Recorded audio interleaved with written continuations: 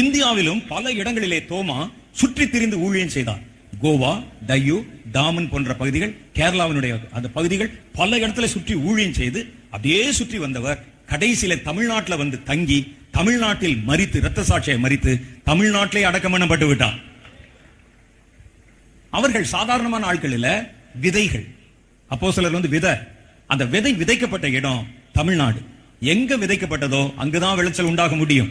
கர்த்தர் ஆகவேதான் தமிழ்நாட்டை அந்த எழுப்புதலுக்கு தேர்ந்தெடுத்திருக்கிறார்.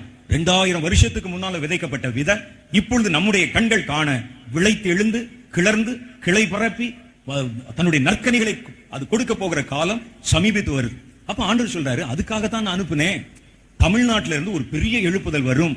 இந்த எழுப்புதல் சின்னதா அப்படி வர்ற மாதிரி தமிழ்நாட்டுக்குள்ள இருந்து புறப்பட்டு அதனுடைய ஊற்றுக்கண் பெருகி தமிழ்நாட்டிலிருந்து பக்கத்து மாநிலங்களுக்குள் பரவி தென்னிந்தியா முழுவதும் தீவிரமாய் பரவி மேல் நோக்கி அது